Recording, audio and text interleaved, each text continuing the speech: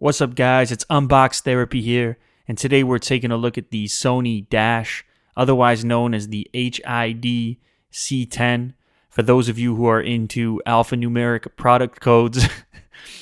Anyways, the reason I picked this up is because it just took a major price dive. It was originally released a while ago at $200, and it's down to about $100 now, depending on where you buy it.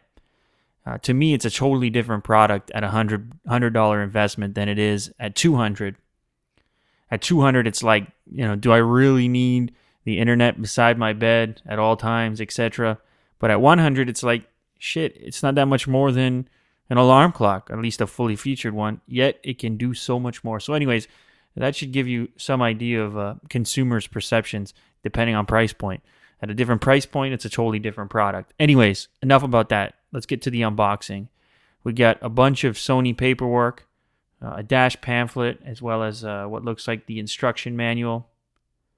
Next, we've got the device itself.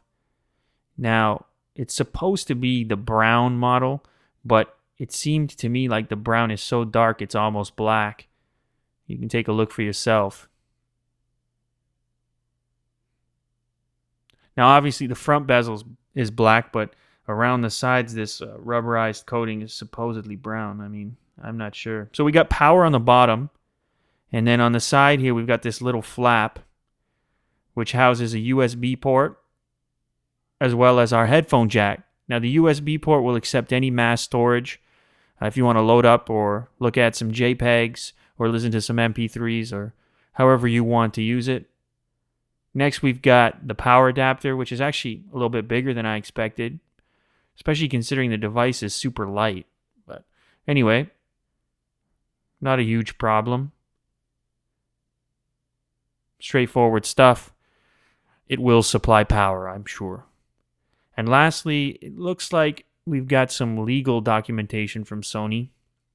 You can always count on Sony to be incredibly thorough legally.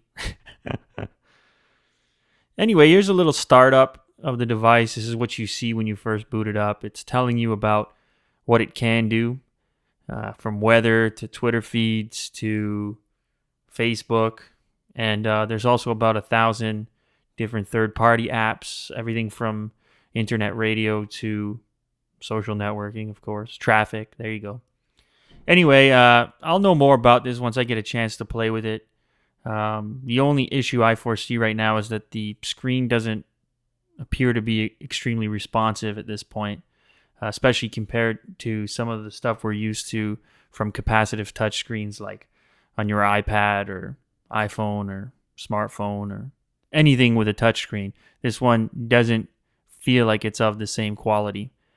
Some other specs, it's a 7-inch screen. It's not super high resolution. It's only 800 by 480. But it's obviously got Wi-Fi built in. That's how it's going to hook up to the internet. And it's obviously going to be cool beside the bed or maybe even in the kitchen. Anyway, thanks for watching, and I hope you'll check out our channel.